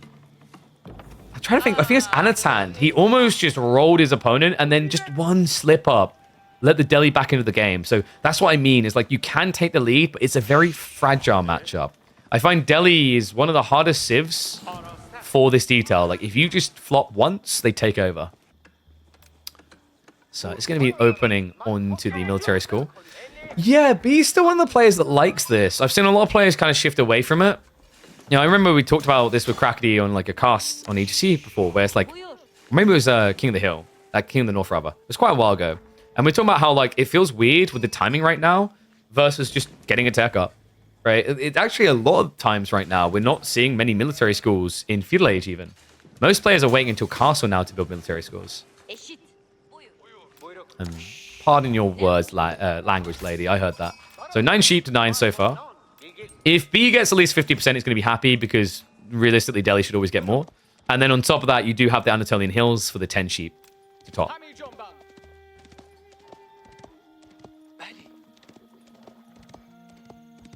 Oh, you guys talking about the 4K people playing AV4 right now? Yeah, I think that's one of the big French streamers. Dude, the French streamers are loving this. I know, I'm kind of working to see if we can get additional orgs involved in AoE4. I think it does lean some credence, and you know, it's more just the initial exposure, right? Like General Mate's definitely done something magical for the game, bringing Marine Lord on board with them. What's the biggest Spanish org? Need to go get that, you know?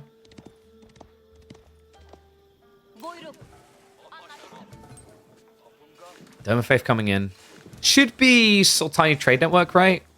I mean, you could play Madrissa. I think Madrissa here makes more sense because you're looking for a long feudal, not a short. But maybe B knows something different. Maybe he's tried a build that involves fast teching. Because, yeah, we are getting Sultani. Even with Sultani, I always say Sultani like a Brit. But Sultanani, the cool thing about it is it still has a lot of value from that gold because you need all these eco techs in H2, right? So it's not, oh, it's definitely fast castling. You can leverage this for a longer feudal. Looking at the spawns, this is pretty nice for B, right? In some ways, the sacred sites kind of feel that they're pulled towards him. The negative of this experience is going to be like one of them is close to the edge of the map, so Demu could wall that in fairly easily. He could even kind of daisy chain these areas. We'll see. Opening should be Ghazi anyway, and then usually looking for a fast spear follow-up. That's what the Ottomans should be looking to do anyway. I don't know if Lucifer's still playing. Apparently there was rumors of 1 or 2 accounts on the ladder belonging to him, but I don't know if that ever got confirmed. I'd love to see Lucifer back, though. Very, very talented lad. My goal is to try and realistically increase the prize poolings in the scene. Like, the whole idea with the midweek musters is we're trying to provide a baseline for people to compete with. We're trying to, like, I think instill a level of professionalism in the way tournaments get executed frequently. Like, having people show up, schedule their games, play regularly, building those narratives. And my goal is, like, the reason why, you know, we went for the prize pool and we did is I don't want to be one of these people that spends 30,000 on an event for 2 weekends and then burns out because it wasn't profitable. So trying to help build interest in esports and also build up the talent pool. And as we build, we'll be able to do bigger and more wonderful events. Nice shoving from B.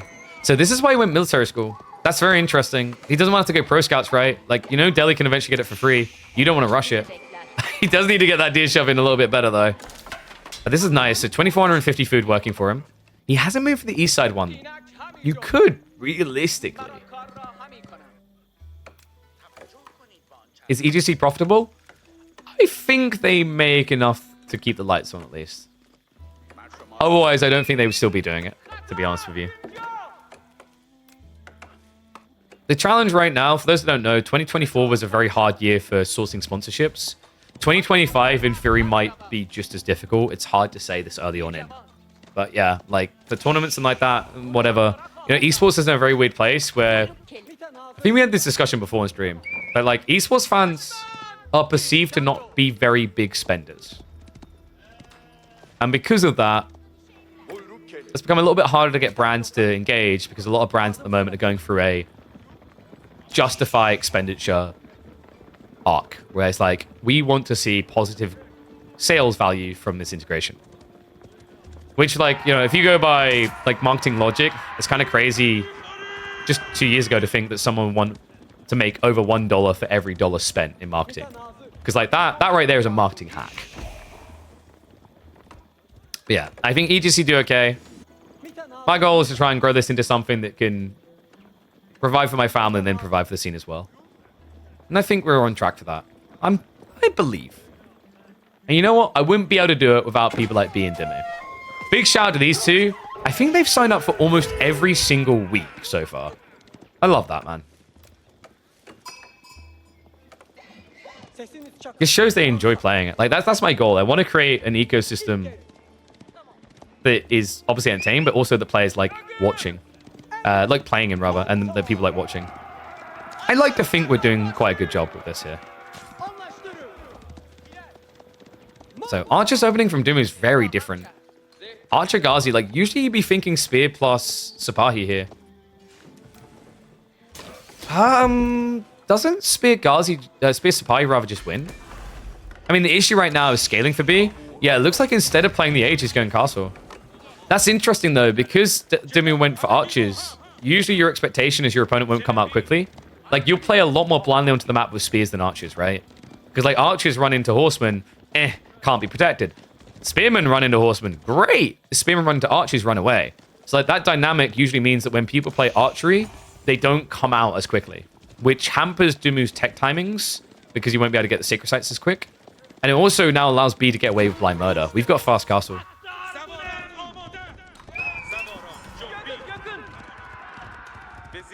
Spear Sipahi beat Spear Ghazi? Yes.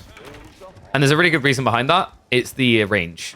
So what happens is in a fight, you You know, let's say I got 20 spears, 10 Sipahi, and you've got, 20 spears, 10 Ghazi. I'll even let you have 12. What happens is the spears attack each other, and then the Sipahi pulls slightly back, and then stab over the spears, right? Like, it's phalanx for horseback units, really. Oh, wait, is that Newman Dan's account name? I didn't realize it was Newman Dizzle. What's up, Numi? And yes, they do have more HP. The other cool thing about that mechanic, by the way, is once you force a melee mosh pit, you can activate Fortitude, and that breaks the fight entirely. Other funny thing on why Delhi can't just play Spear plus Ghazi is if you don't add in archers as well, a good Ottoman player will just add in the Imam point. AoE heal.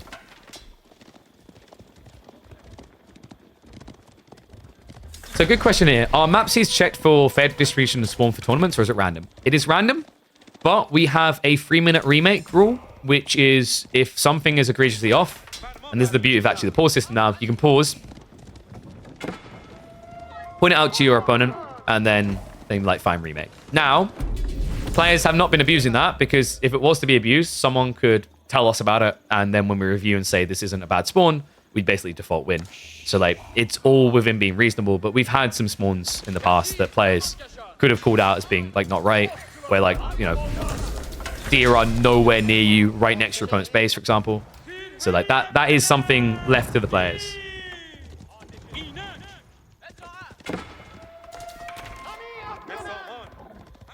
Okay, so B with the tech up coming through now. We have got Lancers already in the way. Demu is going to try to mirror here, but his timing is going to be notably worse. He only has, 9 skulls? That's not too bad. It's not going to be an immediate surge into your techs, but 9 should be good enough. His goal here, though, is trying to stockpile resources while being present on the map. There's a risk now that B's going to have too many Lancers out for you to just go and grab 5 relics. In fact, B might be looking at a moss drop in just a second here. It's a good timing for it. He's already got, 2 Lancers out? Could be 4 to 5 by the time he's got the first Imam running.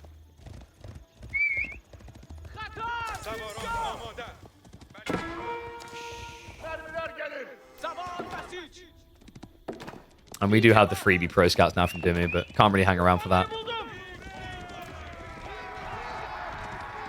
Oh, this is a situation where Sipahi will lose, by the way. Remember, worst movement speed. Oh, and we didn't even talk about the other element of why we like long Ottoman feudal age is this. Right, so we talk about how, like, Sipahi spears beat Ghazi spears. This is the other reason. It's not just the Imam points eventually, it's then also the armor. 2 melee armor is pretty big. Makes you feel like a normal horseman. Interesting. So he throws away the Sipahi, keeps the scout and the meta going. Which is quite comedial, because the thing slowing them down the most there is actually the scout, and it's also the cheapest thing. You get a little bit peculiar.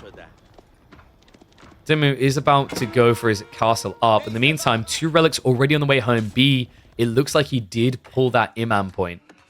So relics already being gathered up. A good blocker to what Demu really needs here. Lancers are already arriving, so not a great fight for this comp. Spearmen starting to trickle in, but one by one, not going to be feeling that great. Yeah, I'm a little bit worried for Demu here. He has at least got the gold trickle from the Sacred Sites. That's going to give him a bolster into his own Lancers, and he can pump the production fast. However, you don't really want to go mass Lancers here against Janissaries. Another interesting thing about this matchup that makes it a big sad for Delhi. You're thinking elephants right now, right? Are you guys thinking elephants? Do you like elephants? You won't like elephants against Ottomans. Can you guess why? Gun beat elephant. Elephant gun good. Right? Like, it's actually quite a big problem. So Demu's probably going to have to play around infantry. You're probably looking at men-at-arms, crossbows. You can already see them actually coming through. Still needs to deal with the Lancer threat, though. Guys, will you look at that?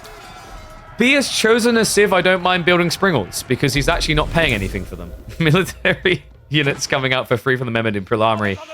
Give me out to start producing Springles. Wow, what's that you say? B building Springles in an AoE 4 game. Must be 2025. He gets them every minute. Not a bad idea considering that we already saw Demu adding in men-at-arms. Clash coming in. We do have the ranged armor getting activated here. Interesting choice. These aren't vet archers yet. I thought we'd stick to the melee. Or the attack speed even. That has to be a bit of a misclick, right? I don't think you want ranged armor here. There's a few crossbows, but not like a dozen, right? There's a lot more melee threat. Even attack speed would maybe make more sense, but it seems to be working for him anyway. Just dives on in, mops up the crossbows. B's outplaying him right now. Demu, half of his army is scholars. That was a sick fight. I was a bit hesitant about the ranged armor because the archers aren't doing any damage anyway at that point. But I think it made it impossible for him to trade with the veteran archers. So you just kind of ignored them and A-clicked. B. Well, it looks like at the end of that, Demu is still going to be the one with the majority of relics, 3 versus the 2. But remember, B has got more and more military schools coming in. This is swelling in his favor right now.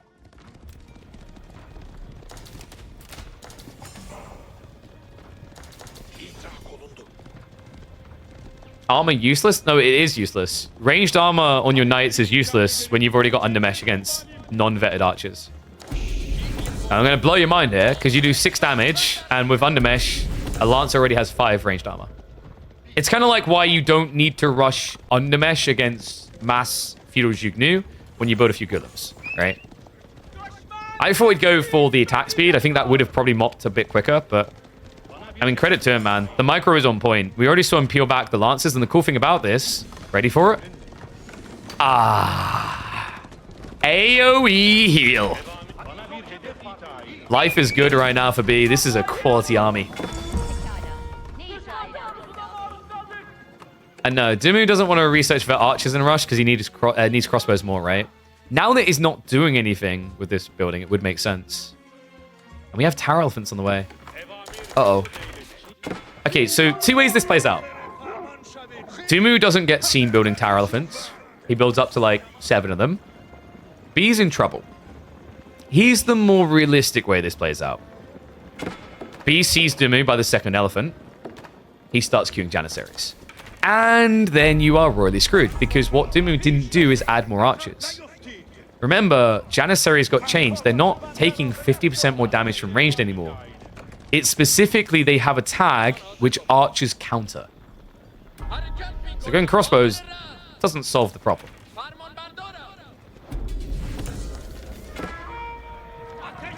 And B has more economy because he has the Sultanate trade network, which gives you free traders for free. And I believe Demu also went textiles. Yeah, which equates the other one.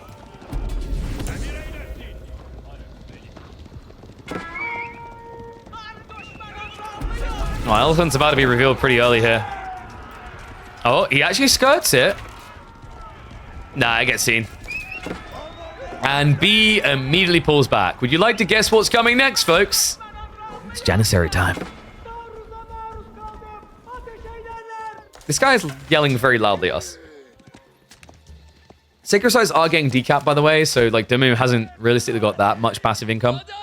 Especially when you consider how much these military schools are worth. We're up to 4 military schools plus the Mehmed Imperial Armory. B is most definitely ahead at this stage.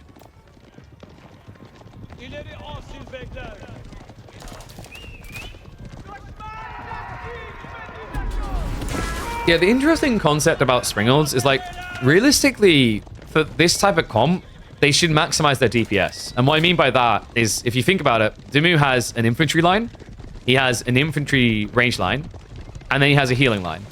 So like, when he does these engagements, there should be 3 layers to the cake that makes Springold pretty good.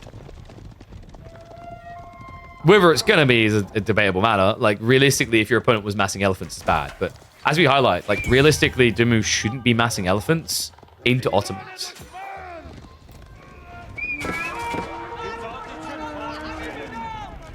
Oh, this counter still looks pretty scary as well. Demu is trying to bloat that front line, but the problem is the more men-at-arms and spears you build, the better the Springwood idea gets, right? I do think that, you know what? Springwalls to me, I don't want to say they're broken if used correctly, but in some ways it does generate parallels to the idea of Buddhist monks, right?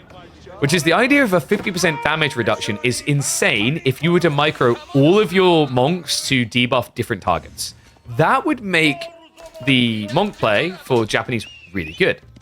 Kind of the same as Springles, where instead of just A-clicking, if you were to cycle through your Springles one by one, like you were able to tab, select different ones, and you'd be able to get a lot more penetration damage than if you, for example, all target one unit, overkill it, and then the shots kind of crisscross, right? Like, instead of you getting, like, the full line breach. So, yeah, it is a weird one with Springles. And, yeah, Springles used to be the anti-siege. They got nerfed, thank God. We're on our way to a better meta. I believe it. Deeply. Oh, really, actually, though, guys, we are on our way to a better meta. We just need to now deal with pro scouts. We'll get there. Keep drop coming in. Demu, not dead yet.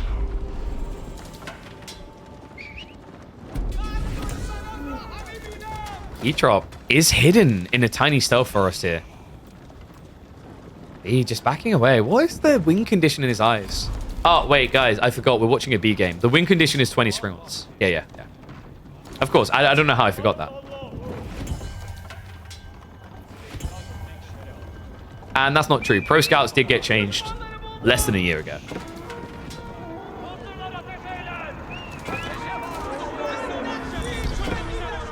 Raid's coming in. Like this from B. Demu's posturing aggressively. He needs to get damage done now. Whereas B can fall back into his defenses. We've already got 25 Janissaries. Wait, he went for the point, right? He pulled the Janis. It's a one-offer, but it's a winner. Demu has to run away fast here. The chase is on. Lancers, in the meantime, are diving in. Demu is going to start hemorrhaging economy. The keep should slow down the assault here from B. But not for long. Right now, B cannot deal with castles. Remember, his army is about 80% ranged at this stage. At least if you go by population, because Springolds. But the Lancers, I mean, they should be looking for economy right now. I think the only thing I'd maybe criticize for B is he spent way too much time A-clicking the reinforcing troops. Should have been looking for the villages here. Lancers could have done so much damage. Instead, now with the Wi-Fi activated, in 50 seconds, he'll be able to repair any done. He's about to go up to 3 TC effective.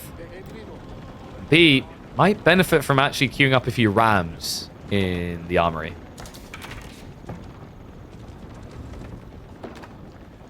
Because rams should come out quite a bit quicker from trebuchets. I think that used to be bugged, but they fixed the value, so it's much quicker now. I'll march forward here, B. Gonna start conversion towards the main base. Demu, you are indeed right. He's out of food. He has nothing. In fact, there's nothing left on the map. He has to switch farms. He only has 5. This might just be it. If B realizes what's happened here and just keeps diving, there's no way that Demu can build an army. Even if he could, how do you get an army together quick enough to deal with 27 Janissaries?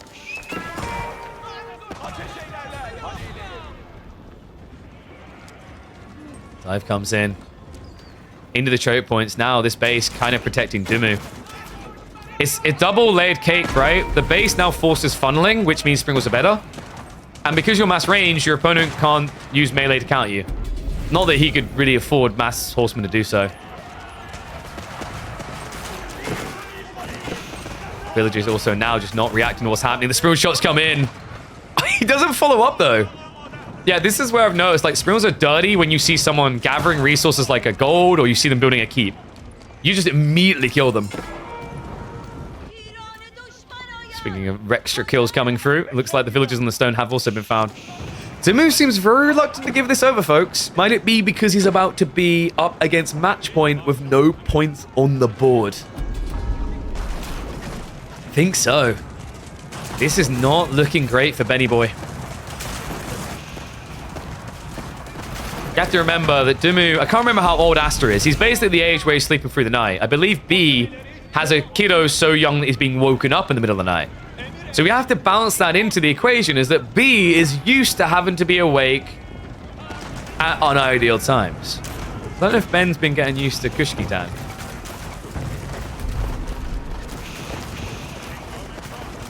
I think that game one just really knocked the wind out of him. Just such a long one. a fatiguing one. I mean, also the Wham series, right? Demu looks so on form there. I don't really think it's him looking off form as much as it's B just being really switched on with his strategies. His draft execution has been phenomenal here. The Abbasid Pro Scouts build. Now we've got Ottomans dominating Delhi. I think he just outplayed him from a draft POV here.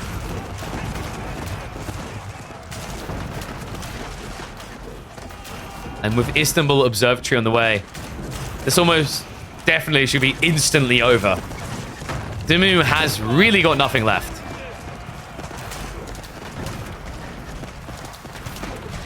He's going mass mangoes to try and recover his game.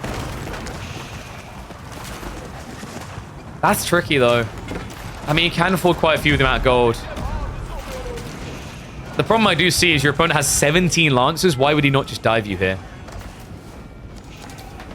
I can tell you why. B's like, oh, we're going later into the evening? Sure, why not? A completely unnecessary back away.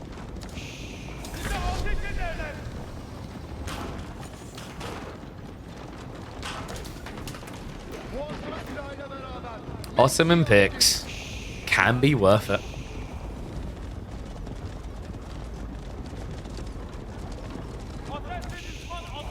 B may surprise people this weekend at EGC. I've been impressed, man. I was bloody well impressed by his performance in the All-Stars, Week 8, and now Week 9. Lancers diving across. The villagers just have nowhere to go. I mean, wouldn't the ironic element be capping all 3 sacred sites and winning that way? Look at this. We do have the Janissary guns coming. Question whether Janissary guns feels as good as hand cannoneers in the 4th age, but I mean, it feels pretty good when your opponent is stuck in age 3.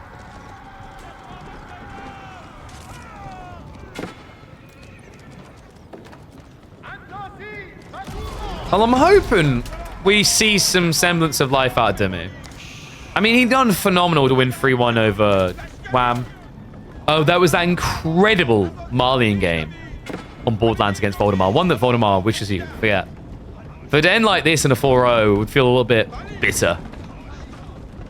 If he can at least get one game on the board, if he can at least get game number 4, because this one looks impossible. But if he can get game 4 on the board, he gets a redraft, everything can change. It's almost like a safety zone. When you're running around the zombie apocalypse, just an area they can't touch you. Time to breathe, time to reset, time to think. Oh yeah, no, I saw the message that Voldemar had sent to him after that game. that one is still going to be going up on YouTube as the biggest throw of 2025.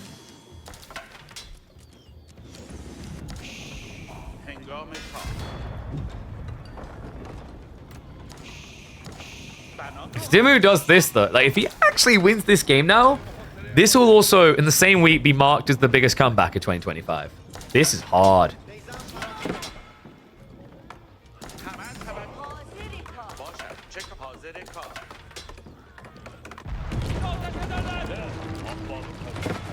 Alright, so how does Demu get back in? Gunpowder elephants? You are up against Janissary. It's a bit weird. He's got 9 mangoes. If he can just get to Imperial Age, he will have adjustable crossbars rushable. Right? 19 skulls already. It's decent pacing. It's super low percentile, but I almost feel like B is playing this way too slow. Slow rolling Demu here is a mistake. Like, you're just giving him a way of potentially winning. Like, when you're playing Ottomans, if you're at 200 pop, you're wasting potential, right? There's units that can be produced for free that now can't be produced for B.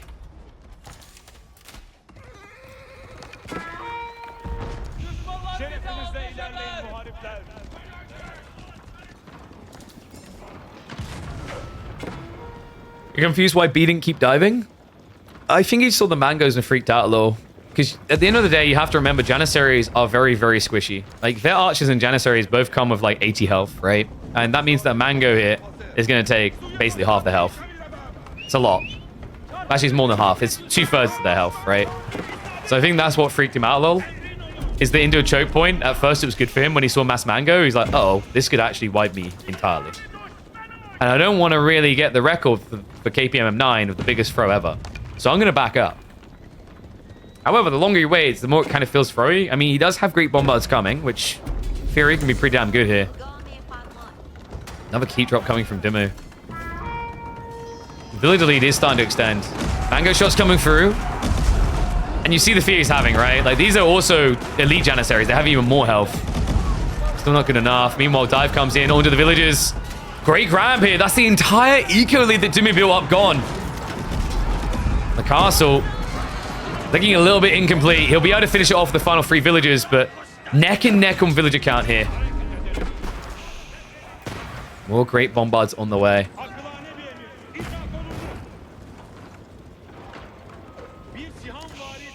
I mean, if B wants to play this safe, it's fine, but, like, there's a difference between slow rolling and playing for a win. We do finally have Sacred Sites locking in, but I think this took a bit too long. Demu's still in a really rocky position. That's not just because he's hurling rocks.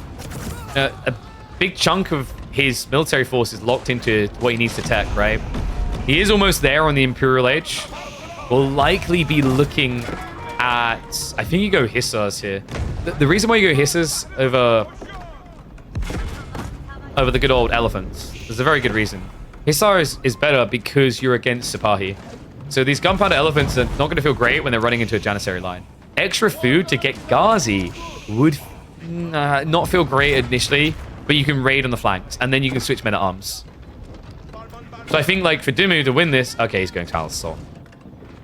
I think the logic of playing flank raid and then coming back makes sense. Because you're immediately also getting food to invest, right? Maybe Ben just feels he's got enough farms at 39. Like, don't get me wrong, you don't want Ghazi to the direct fight, because Janissary will wipe them. But it's all about raiding. Knock at the door here. And B will not be kept out. How long is the siege going to take to get what it needs? Adjustable crossbars only takes 2 minutes. I think that's your priority. With adjustable crossbars, it could be a win. Great Bombard count is at 2, but it doesn't really counter mangoes until you've got enough, right? And you have to be on point with the micro big time. Because mangoes take 2 hits to kill. If they get their hands on siege works, I think it's 152 health, right? So then it takes 3 hits directly to kill a mango now. And look at that. Isn't it good to be Delhi? Must feel quite nice. I don't even want to do the maths on how much resource this is being saved. Probably like 8,000. 10,000? Probably 10,000, because adjustable crossbars is 2,200 resources on its own. Great Bombards are going to move in now. It's bowling ball time. He needs 2 minutes. Did he... Wait, he pulled scholars into the university, didn't he? Oh, dear. I think he just recalibrated, brought them back out.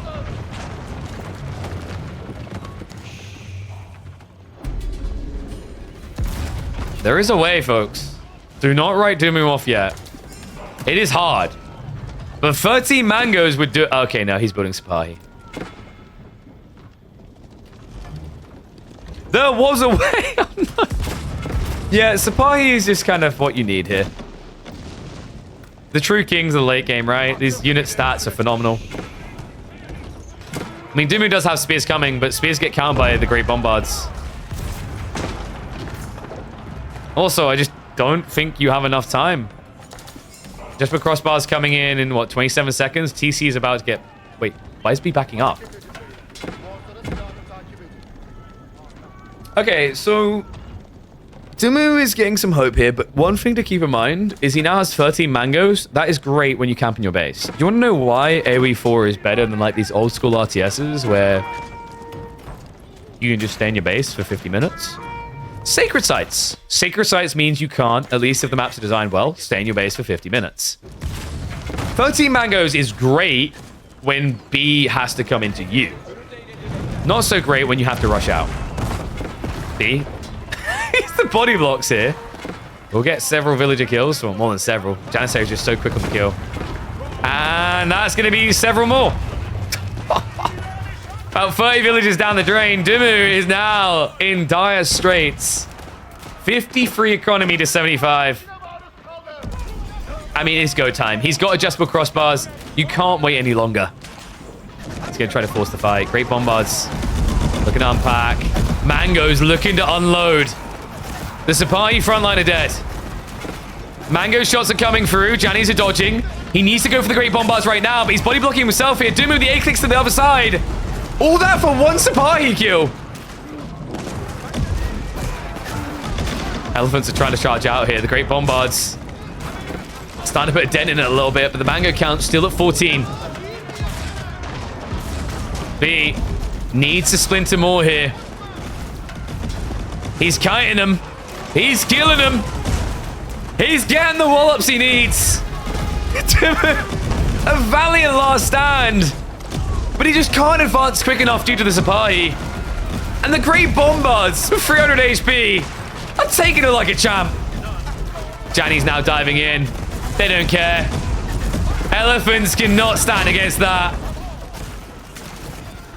And we will be going into a game 4 with B looking to make it back-to-back midweek muster 4-0s. And looking unstoppable.